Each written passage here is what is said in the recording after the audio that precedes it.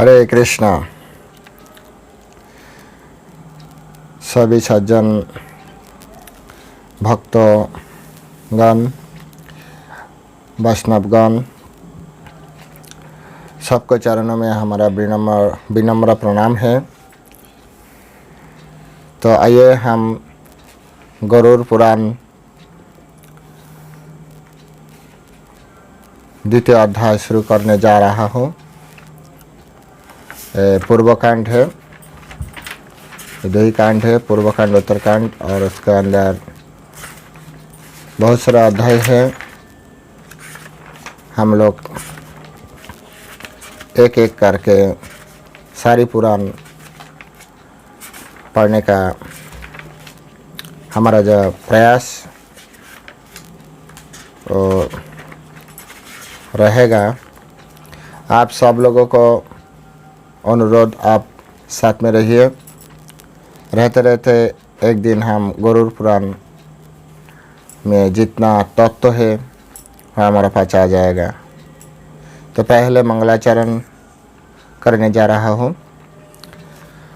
ओम अज्ञानतिमिरन्धस्व ज्ञानाञ्जनशलाकया चक्षुरुन्मीलितं येन तस्मै श्रीगुरवे नमः। श्रीचैतन्यमनोभीष्टं स्थापितं येन भूतले स्वयं रूप कदा मायं ददाति सपदान्तिकं। वन्देऽहं श्रीगुरु श्रीयुतपदकमलं श्रीगुरून् वैष्णवांश्च श्रीरूपं सग्रजातं सहगणो रघुनाथान्वितं तं सजीवं सावधूतं सवधूतं परिजनसहितं कृष्णचैतन्यदेवं श्रीराधाकृष्णपादान् सहगणललिता श्रीविशाखान्वितांश्च नमोऽयं विष्णुपादाय कृष्णप्रेष्ठाय भूतले श्रीमते भक्तिवेदान्त स्वामिनिति नामिने। नमस्ते सरस्वती देवे गौरवाणी प्रचारिणे निर्विशेष शून्यवादी पाश्चात्य देशतारिणे। वाञ्छाकल्पतरुभ्यश्च कृपा सिन्धुभ्येव च पतितानां पावनेभ्यो वैष्णवेभ्यो नमो नमः। हे कृष्ण करुणा सिंधु दीनबंधु जगत्पते गोपेश गोपिका कांत राधा कांत नमस्तुते। तप्त कांचन गौरांगी राधे वृंदावनेश्वरी वृषभानुसुते देवी प्रणमामि हरिप्रिये। जय श्री कृष्ण चैतन्य प्रभो नित्यानंद श्री अद्वैत गदाधर श्रीवासदि गौरभक्तवृंद। हरे कृष्णा कृष्णा कृष्णा हरे हरे, हरे राम राम राम हरे हरे। ओम नमो भगवते वासुदेवाय।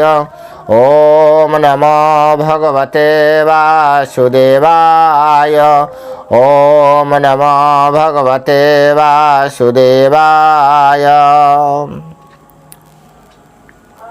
हरे कृष्णा। तो आज हमारा दूसरा दिन है। पहले दिन हम प्रथम अध्याय पाठ किया था। आज द्वितीय अध्याय हम सुनेंगे, आप भी सुनते रहे। तो यहाँ पर पहले ऋषि पहले बोल रहे थे। इस अध्याय में पहले हम बोलना चाहता हूँ, जब इस अध्याय में कौन कौन विषय में आलोचना होगा। यहाँ पर ब्रह्मा और रुद्र का जो संवाद है उसके बारे में थोड़ा चर्चा होगा। गरुड़ द्वारा अमृत लाना तथा माता को दासित्व से मुक्ति, उसको बारे में थोड़ा आलोचना होगा। गरुड़ द्वारा कश्यप से पुराण का इतिवृत्त कथन, तो बहुत अच्छा लगेगा। मुझे एक बार पढ़ चुके हो, बाद में फिर से आप लोगों के लिए पढ़ रहा हूँ और हमें भी अच्छा लगता है। आप भी सुनिए। तो पहले ऋषिगण ने कहा, हे सूत, व्यासदेव ने आपसे किस कारण से गुरु द्वारा कहे गए विष्णु कथा से परिपूर्ण इतिवृत्त का वर्णन किया था और उसे हम लोग में से प्रकाशित करिए। तो देखिए, पहला हमारा क्वेश्चन कैसे है, हमारा प्रश्न कैसे है, जो व्यासदेव ने आपसे किस कारण से एक गुरु द्वारा कहे गए विष्णु कथा से परिपूर्ण इतिवृत्त का वर्णन किया था। ऐसा हमारा हृदय में जब जब प्रश्न उदय होगा, तब तब हमारा जीवन में कोई सत्य विषय प्रकाशित होगा। वर्तमान समय में हमारा जो समस्याएं चल रहे हैं, हम जो स्कूल कॉलेज में पढ़ाई लिखाई चल रहे हैं, वहाँ पर ज़्यादातर प्रश्न करने का कोई ऑप्शन नहीं है। जो बोल रहे तो बोल रहे, वही करना है, वही हमारा सब कुछ है। इसीलिए क्या हो रहा है, ज़्यादातर हमारा जो मेधा उसको उपयोग ठीक से नहीं हो पा रहा है। इसीलिए प्रश्न करना हमारा संस्कृति का एक सीखने के लिए जो आधार होता है ना, वही है। इसलिए पहले प्रश्न करना सीखिए। तो यहाँ पर क्या बोल रहे हैं, जे किस कारण से, तो सूत उवाच, सूत जी ने क्या कहा वो हमें सुनना चाहिए। श्री सूत ने कहा, एक बार मुनिगण के साथ बद्रिकाश्रम गया और वहाँ जाकर मैंने देखा कि भगवान व्यास परमेश्वर को ध्यान में तन्मय है। मैंने उस मनुष्य को स्वविधि प्रणति निवेदन किया तथा वहाँ आसनासीन होकर उनसे जिज्ञासा किया। देखिए, यहाँ पर एक विषय तो हमें परिष्कार हो रहा है। किसी के पास जाए, जीवन में कोई, वहाँ पर जाने के बाद स्वविधि प्रणति निवेदन करना चाहिए उनको। स्वविधि, जैसा जैसा रिलेशन है वैसा ही विधि आपको वहाँ पर रखना है और उनको साथ अच्छा सद्व्यवहार करना है, प्रणाम करना है। उसके बाद जो आसन वहाँ पर रहेगा, उसको पर आसीन होगा, उसको पर आपको कोई मन में जिज्ञासा है तो उनको बोलना चाहिए। यहाँ पर सूत जी भी ऐसे ही कर रहे हैं। उन्होंने कहा, हे व्यासदेव, आप आज परमात्मा श्री हरि के रूप तथा उनके द्वारा कृत सर्व जगत सृष्टि आदि प्रकरणों का विस्तार से वर्णन करिए तथा इस प्रकार मेरी श्रवणिच्छा को पूर्ण करिए। देखिए, सूत जी कह रहे हैं, जो हमारा अंदर श्रवणिच्छा है उनको पूर्ण कीजिए। तो गुरु को पास जाए, कोई भी किसी प्रकार आपको जो भी गुरु है, गुरु को पास जाए तो एक बात याद रखना, सूत जी से आपको हृदय में श्रवणिच्छा होना चाहिए। गुरु का श्रीमुख से आपको कुछ सुनना है, वो आपको लिए अच्छा होगा। वही आपको इस जे धरित्री यहाँ से ये जो बद्ध दशा है, यह से आपको मुक्त करने के लिए सक्षम है। इसलिए पहले श्रवणिच्छा, जिसके पास श्रवणिच्छा नहीं है उसको पास कभी भी किसी प्रकार का कोई ज्ञान नहीं आएगा। इसलिए पहले श्रवणिच्छा, हमारा धारा में, गौड़ीय परंपरा धारा में तो पहले कहा गया श्रवणम मंगलम, श्रवण करना चाहिए। श्रवण करने का जो स्वभाव, उनको हम कैसे बढ़ा सकते, उसको ऊपर ध्यान देना है। गुरु को पास से सुनना चाहिए। उसके बाद क्या हो रहा है देखिए, आप इन परम पुरुष श्री हरि का ध्यान करते रहते हैं, आपको उनका स्वरूप अनजाना नहीं है। देखिए गुरु का ऊपर कितना विश्वास है। आप भगवान श्री हरि का ध्यान में सदा ही रहते हैं और उनका जो स्वरूप है वो आपसे अनजाना नहीं है। आप जानते हैं वो कैसे है। शिष्य का एक गुण होना चाहिए, गुरु जानते हैं। सूत जी कहते हैं आपको अनजाना नहीं है। हे विप्रेंद्र, जब मैंने गुरु व्यासदेव से यह प्रश्न किया तब उनका जो उत्तर था उसे यथावत कह रहा हूँ, आप सब लोग श्रवण करिए। व्यास उवाचो, सूत जी ने सौनिक आदि मुनि ऋषि को साथ अभी बोल रहे, व्यास देव ने हमें जो कुछ भी कहा आप अभी श्रवण कीजिए। तो व्यासदेव ने कहा, हे सूत, मैं तुमसे गरुड़ पुराण कहूँगा, उसे श्रवण करो। पूर्व कालों में भगवान ब्रह्मा ने दक्ष प्रजापति नारद आदि से इस पुराण को कहा था। स्वयं ब्रह्मा ने पूर्व काल में क्या कहा? दक्ष प्रजापति नारद आदि, ये सब लोगों को पास ये गरुड़ पुराण कहा था। सूत वाचो, उसको बाद सूत जी ने कहा, श्री सूत ने कहा, हे भगवान, आप किस लिए दक्ष नारद आदि के साथ मिले थे तथा ब्रह्मा ने पुण्यात्मक कथाओं के साथ कथाओं को सार रूप गरुड़ पुराण को आपसे कहा था। जब भी वेदव्यास ने कहा ब्रह्मा को पास से हम एक गरुड़ पुराण सुना था और उसी क्षण सिर्फ हम ही नहीं, हमारा साथ दक्ष प्रजापति दक्ष थे, नारद आदि और देवगण भी थे। सूत जी ने तुरंत प्रश्न प्रकट किया, जब किस लिए वहाँ पर गए थे। देखिए कितना सुनने का, कितना जानने का जो इच्छा है उनको हृदय में।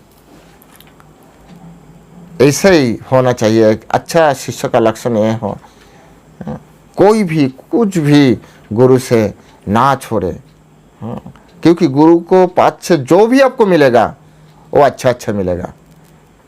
कोई ना कोई तत्व तो आपको मिलेगा ही मिलेगा।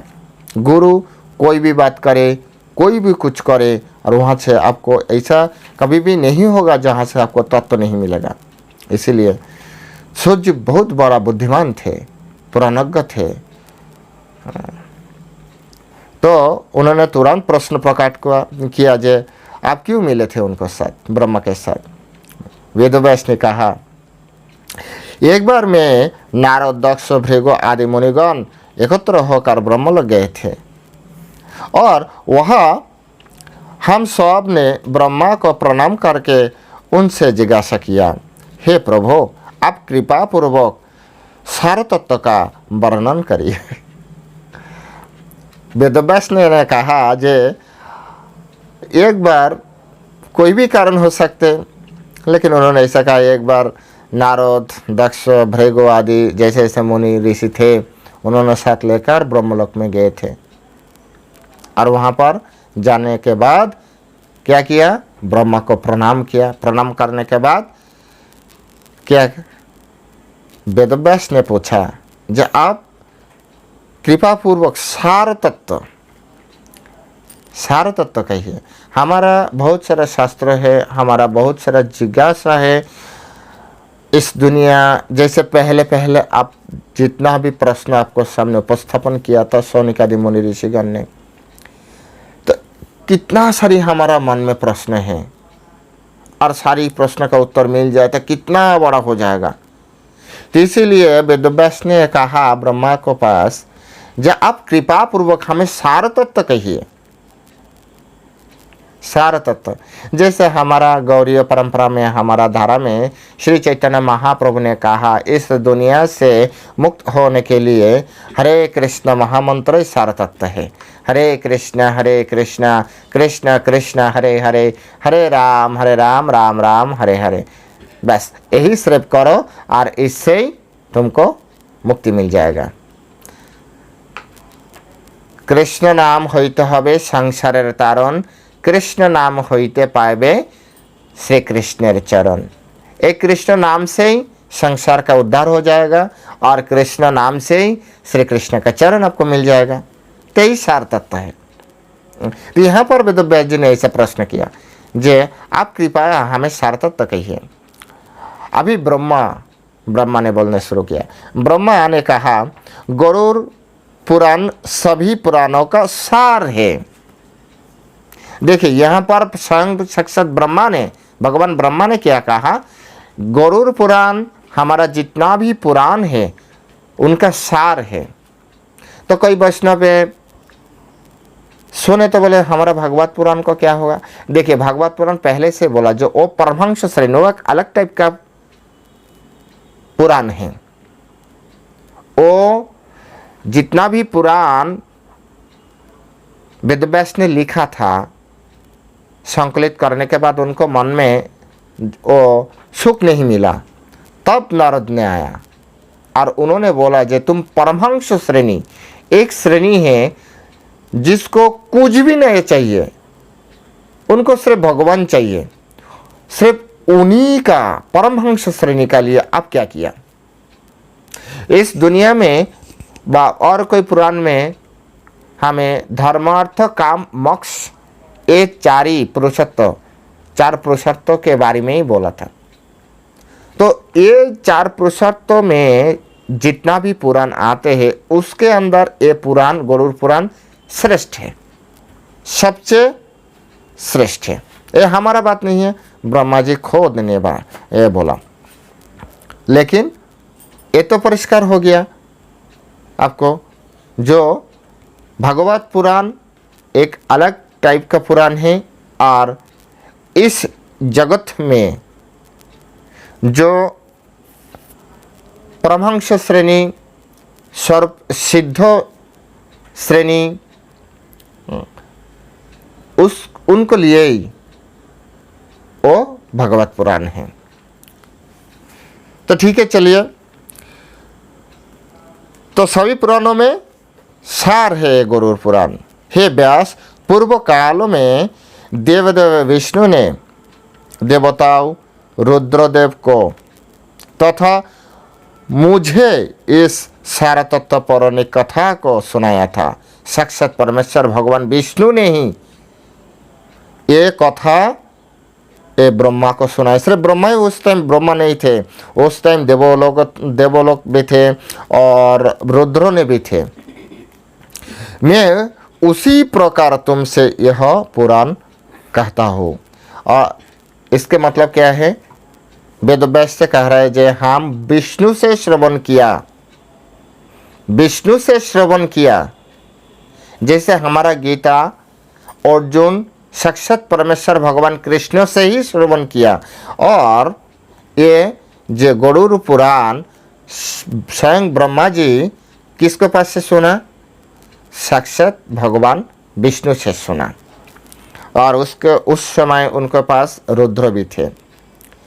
तो वेदव्यास ने अभी कहने लगा, हे ब्राह्मण, किस कारण से हरि ने देवगण के साथ रुद्रदेव से यह पुराण कहा था। एक ही टाइप का प्रश्न है। आप इस विषय को मुझसे कहिए जो महान अर्थ वाला है। आप कृपया वो कारण पहले बोलिए जो क्यों भगवान विष्णु ने यह पुराण कथा उनको सुनाया था, रुद्र और देवलोगों को। ये तो निश्चित है भगवान स्वयं ये पुराण कथा सुनाया, तो इसके अंदर कोई ना कोई गूढ़ रहस्य तो है ही और महान तात्पर्य है, महान अर्थ वाला ये होगा। तो इसलिए पहले वो कारण कहिए। तो ब्रह्मा जी ने कहा, भगवान ब्रह्मा ने कहा, मैंने एक बार इंद्र आदि देवगण के साथ कैलाश जाकर देखा कि रुद्रदेव परम पद को चिंतन कर रहे थे। ब्रह्मा क्या कहा, ब्रह्मा एक बार हमारा जितना देवगण, इंद्रादि देवगण जितना है, उनको साथ में लेकर किसी भी कारण और कारण नहीं भी हो सकते, रुद्र को पास गए थे। तो रुद्र देव शिवजी महाराज उसी समय ध्यान मग्न थे। आप सब लोग तो जानते हैं ध्यान के बारे में, भगवान शिव जी महाराज, महादेव, भोलानाथ, रुद्र जी बहुत प्रसिद्ध है। एक एक बार ध्यान में लग जाए तो कितना साल चला जाएगा, हमारा कोई ठीक नहीं है। तो वहाँ पर परमपद को चिंतन कर रहे थे। तो मैंने रुद्रदेव को नमस्कार करने के अनंत बार जिज्ञासा किया, तो वहाँ पर ब्रह्मा जी भी रुद्रदेव के प्रणाम किया और कहा था, हे शंकर, आप किसका चिंतन करते हैं? ब्रह्मा ने कहा, आप किसका चिंतन करते हैं? मैं तो आपको अतिरिक्त किसी भी देवता को नहीं जानता। ब्रह्मा ने कहा, इससे एक बात तो हमें सिद्ध हो गया। वो क्या है? ब्रह्मा से थोड़ा ऊपर में देवादिदेव भोलेनाथ रुद्र जी हैं। ये नहीं होगा तो ये बात ठीक से नहीं मिलेगा। तो इसीलिए ब्रह्मा जी ने कहा, जे मैं तो आपको ही जानते हैं, सबसे पहले का देवादिदेव है आप। यदि आपसे भी प्रधान कोई देव है, वह हमसे कहिए। आपसे ऊपर में कोई है जिसको आप चिंतन कर रहे, वो कौन है? कृपया हमसे कहिए। उस सार तत्व को संबंध में सुनने हेतु देवताओं तथा हम लोगों की भी इसे सुनने को तीव्र इच्छा हो रही हो। तीव्र इच्छा सुन रही, हाँ, सुनने के लिए तीव्र इच्छा हो रहा है। तो रुद्रदेव ने कहा, मैं सर्वफलदायक, सर्वत्र गमन सक्षम, सर्व रूपधारी, सभी प्राणीगण के हृदय में स्थित परमात्मा ईश्वर विष्णु का चिंतन करता हूँ। कोई भी यहाँ पर शिव भक्त रहे, ये बात सुने तो कृपया विपरीत न समझे। मेरा प्रार्थना है, आप गरुड़ पुराण पढ़िए, पूर्व खंड में द्वितीय अध्याय में, और श्लोक संख्या 12 से 15 आप पढ़िए, आपको मिल जाएगा। तो यहाँ पर शिव जी ने खुद ने क्या बोला? खुद ने बोला, जे हम विष्णु का आराधना करता हूँ। और पद्म पुराण में भी ऐसा एक बात है जहाँ पर शिव जी महाराज ने पार्वती माँ को कहा था, आराधनम सर्वेशम विष्णु आराधनम परम। हमारा जितना भी आराधना होता है तो श्रेष्ठ आराधना विष्णु आराधना है। तो इससे तो प्रसिद्ध हो गया जो विष्णु भगवान से ही सब कुछ सृष्टि हुआ।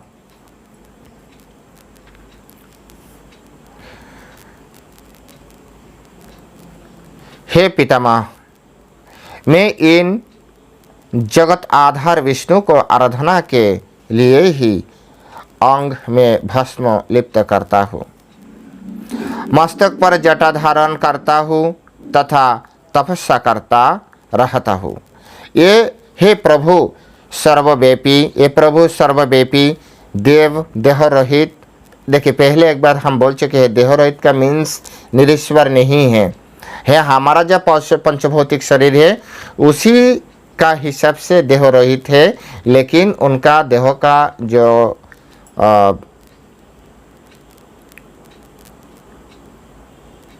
देह का जो विषय है वो अलग है। हमारा पंचतत्व है, उनका विषय अलग है। पद्मनाभ हरि सभी मौल के नाश है। इस दुनिया में जितना, इस दुनिया में, इस समग्र ब्रह्मांड में जितना भी मौल है वो नाश करने का सक्षम है भगवान श्री हरि, भगवान विष्णु। आप लोगों ने जो पूछा है, मैं इन सार रूप प्रभु का चिंतन करता रहता हूँ। यह प्रभु विष्णु, जिष्णु, पवित्र हंस परमेश्वर है, मैं उन सर्वात्माओं को अपनी आत्मा से युक्त करके उनका चिंतन करता हूँ। उसके बाद और भी शिवजी महाराज ने बोला, जिनमें समस्त भूत समूह विद्यमान रहते हैं। भगवत गीता में भी ये बात प्रसिद्ध है, जिसके अंदर समस्त कुछ रहते हैं, भगवान कृष्णचंद्र ने कहा था। और आज शिवजी महाराज भी वही एक ही बात बोल रहे हैं, प्रलय काल में भी जिनमें भी सभी भूत समूह लीन रहते हैं। देखिए भगवत गीता को जो बात वही बात यहाँ पर भी है, उनमें ही प्रविष्ट होकर स्थित रहते हैं। और जिन भूतेश में ये गुण उच्च प्रकार से युक्त रहते हैं, जैसे सूत्र मोनियों प्रिय जाती है। देखिए ये बात, ये जो मोनियों का जो बात है, ये गीता के साथ मिलते हैं, तो सब जगह एक ही बात है। यहाँ पर शिवजी महाराज बोल रहे हैं और वहाँ पर कृष्ण जी बोल रहे हैं, और दोनों का मैचिंग हो तो कृष्ण का ही मिलते हैं। मैं उन सहस्राक्ष सहस्त्रपाद सहस्त्र उर वाले वरानन अणु से भी सूक्ष्म और स्थूलतरों से भी अधिक स्थूल, भारी से भी अधिक भारी, श्रेष्ठ से भी श्रेष्ठतर प्रभु का चिंतन करता हूँ। जो वाक अनुवाक उपनिषद शाम में सत्यकर्मा सत्यरूपी हरि के गुण वर्णित हो, जो पुराण पुरुष है तथा जिनको दीजो लोगों ब्रह्म कहते हैं, जो क्षय अर्थात प्रलय में संकर्षण कहे जाते हैं, मैं उनकी उपासना करता रहता हूँ। जिस प्रकार से जल में सकुल मत्स्य भासमान रहते हैं, उसी प्रकार सर्वलोक समूह उनके ही प्रकाश से प्रकाशमान तथा उद्भासित होने रहते हैं। जो वृतो एकाक्षर ब्रह्म है, जिनकी अर्चना देवता यक्ष राक्षस नाग सभी करते हैं, जो सत अश्वत्थ तथा परम है, मैं उनकी उपासना करता रहता हूँ। अग्नि जिनका मुख है, मुर्दा धो है, आकाश नभि है, पृथ्वी चरण है, चंद्र सूर्य नेत्र है, उन देव का मैं चिंतन करता हूँ। त्रैलोक्य जिनका उदर है, काष्ठ बाहु है, जिनका श्वासोश्वास ही वायु है, मेघ जिनका केश है, और नदियाँ समस्त अंग की संध्या है, और सभी चारों समुद्र कुक्षी है, उन देव का मैं चिंतन करता रहता हूँ। जो काल से भी परे है, जो गादी से जिनको पाया नहीं जा सकता।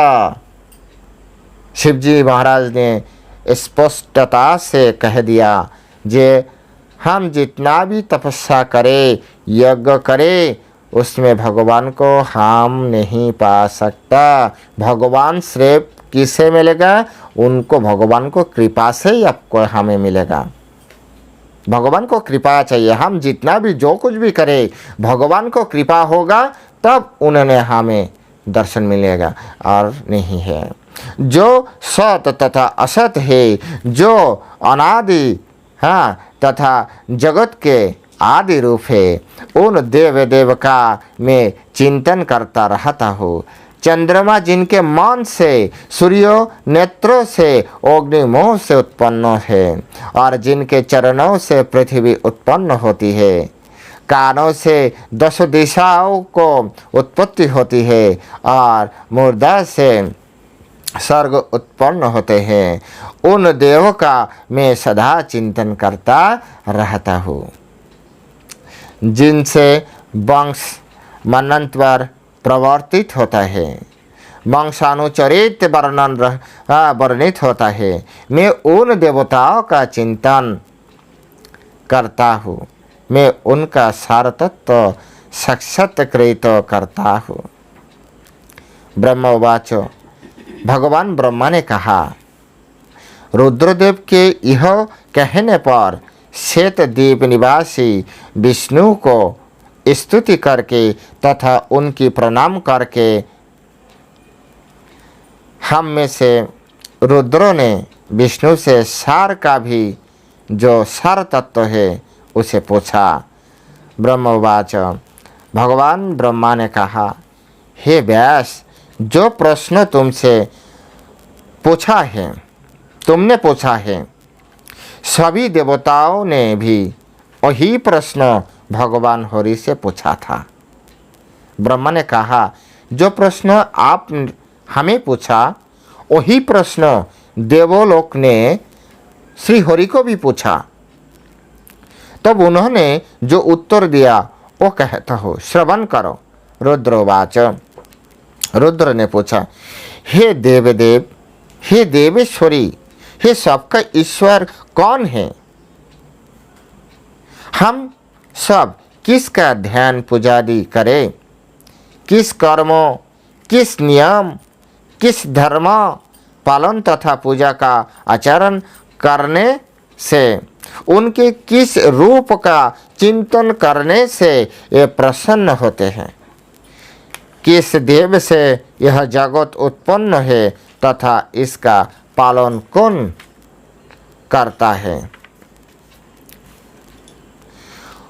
कौन देवता ऐसा है जिसके अंत में यह सब विलीन हो जाता है?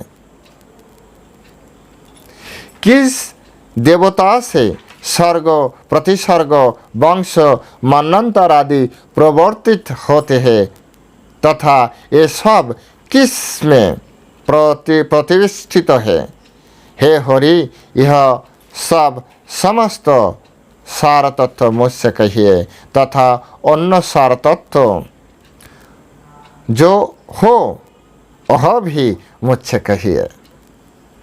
सुत जी ने कहा, तदंतर हरि ने रुद्रदेव से परमेश्वर का महत्वत्व युक्त जगादि तथा अथवा विद्वाओं का वर्णन किया। रुद्रवाच, श्री हरि ने कहा, हरि उवाच, श्री हरि ने कहा, हे रुद्र, आप ब्रह्मा तथा समस्त देवगण श्रवण करिए। मैं ही देवताओं का भी देव, समस्त लोकों के ईश्वर का भी ईश्वर हूँ। मैं देवताओं का भी ध्येय पूज्य तथा उनके द्वारा स्वभाव से स्तुत हैं। मैं रुद्र द्वारा पूजित तथा परम गति देने वाला हूँ। श्री हरि ने स्पष्ट रूप से कहा, सब कुछ श्री हरि खुद है। मानवगण नियम व्रत तथा आचार से मुझे ही संतुष्ट करते हैं। मैं ही जगत का स्थिति बीज तथा जगतकर्ता भी हूँ। शिव में ही दुष्टों का निग्रह करता तथा धर्मगुप्ता भी हूँ। मैं ही मत्स्य आदि रूपेण उत्पन्न होकर अखिल जगत का पालन करता हूँ।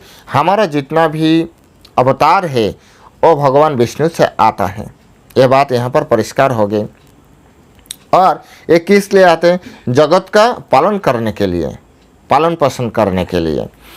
मैं ही मंत्रार्थ हूँ तथा पूजा ध्यान करने वाला भी मैं ही हूँ। मैं ही स्वर्गादि का करता हूँ तथा मैं ही स्वर्गादि भी हूँ। देखिए यहाँ पर एक बात है, हम सब लोग जानते हैं जो स्वर्ग का राजा इंद्र होता है लेकिन भगवान विष्णु यहाँ पर कहते हैं जो प्रकृत अर्थ है स्वर्ग का कर्ता और राजा भगवान विष्णु ही हैं। और सिर्फ यही नहीं,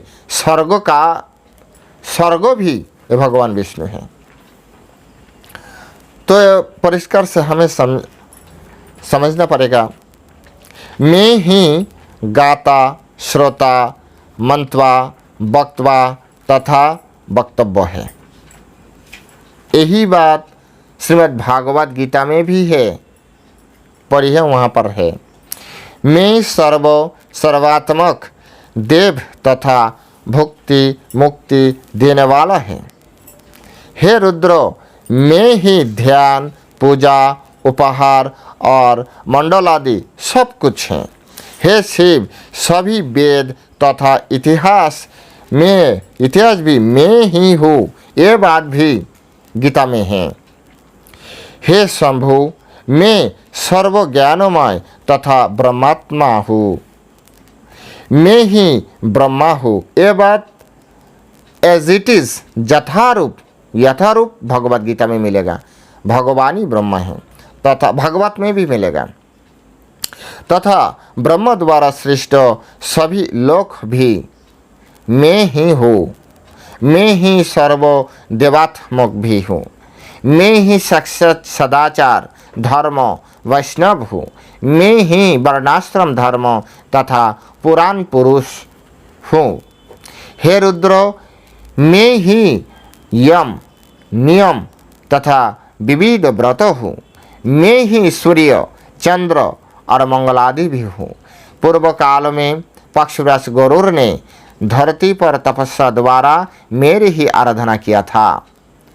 अभी पहले बार पक्षीराज गरुड़ का बात आ रहा है। तब से प्रसन्न होकर मैंने उससे कहा था, मुझसे वांछित वर मांगो। गरुड़ जी एक समय ऐसा थे जब गरुड़ जी भगवान विष्णु को आराधना किए थे, कठोर तपस्या किए थे और तपस्या से भगवान विष्णु ने बहुत प्रसन्न हुए थे। और भगवान विष्णु जब प्रसन्न होते हैं तो भगवान विष्णु वर देने के लिए उनको अच्छा लगता है, तो उन्होंने भी पक्षीराज गुरुदेव से कहा, तुम वर मांगो, तुमको जो भी मनोवांछित, यहाँ पर कहते हैं जो वांछित जो कुछ भी उनका मन में है चाहिए, उनको चाहिए सब कुछ वो मांग सकते। तो गुरुदेव ने कहा, हे हरि, मेरे माता वीनता नागगण के दासी हो गई है, मुझे यह वर दीजिए कि मैं देवगण को जीत कर अमृत लाऊं तथा नागों को देकर माता को दासित्व से मुक्त करूं तथा आपका वाहन हो जाओ और आप मुझे महाबली, महावीर, सर्वज्ञ तथा लोगों की विदर्ण करने वाले तथा पुराण संहिता कर्ता बनाए। ये गरुड़ पुराण क्यों है? ये गरुड़ देव का तपस्या का फल है। साक्षात बाद में भगवान बोलेगा। तो उनका एक प्रश्न, किसी भी कारण से उनको माता नागलोक में दासी हो गए थे, तो गुरुदेव को ये अच्छा नहीं लगा, तो इसीलिए गुरुदेव ने भगवान को तपस्या किया था और उनको प्रसन्न करने के बाद अभी वर मांग रहा है। क्या वर मांग रहा है? जे हमारो माता को मुक्ति देने के लिए वो नागलोक को, जो नाग होता है, उन्होंने अमृत मांगा जो देवलोक से लेकर आओ। लेकिन देवलोक तो देवता बहुत शक्तिशाली होता है, तो उनको साथ युद्धों में कैसे पराजय कर पाएगा, इसीलिए भगवान को तपस्या किया था। जब कृपया हमें आशीर्वाद दीजिए जे हम उनको जीत कर, किसको? देवोक्ताओं को जीत कर हम अमृत वो नागलोकों को दे पाए। इसीलिए क्योंकि हमारा माता दासी है, वहाँ पर माँ के लिए एक गुरुपुराण से हमें शिक्षा मिलता है जो माँ के लिए हमें कैसे तपस्या करना चाहिए। किसी भी हालत में माँ के कष्ट होना नहीं चाहिए, माँ को कष्ट होना नहीं चाहिए। ये संतान को एक सद्व्यवहार भी है, संतान का एक कर्तव्य भी है, सदाचार के अंदर भी मिलते हैं। किसी भी हालत में माँ को देखना, देखभाल करना, उनको सुरक्षा देना संतान का कर्तव्य है। तो जब ये यहाँ पर ऐसे लिखा है, हमें विचार करना है, पुराण से सीखना चाहिए, बैठ बैठ कर सिर्फ सुनना नहीं चाहिए, यहाँ से सीखना चाहिए। ये हर बातों में कोई ना कोई कुछ ना कुछ तो आपको सिखाएगा। हम इसीलिए पढ़ रहे हैं, आपको सुनाने के लिए नहीं है, मुझे पढ़ने के लिए अच्छा लग रहा है, इसीलिए मैं पढ़ रहा हूँ। इनसे बहुत सारी कुछ मिलेगा, मिलते रहेगा। हमें सिर्फ समय देना है, सुनना है, और सिर्फ उस सुनने से जो मिलेगा उनको क्या करना है, जीवन में उतारना पड़ेगा। वो उसी हिसाब से हमारा जीवन चलाना है, तब हमें कुछ मिलेगा भविष्य में, और नहीं तो नहीं।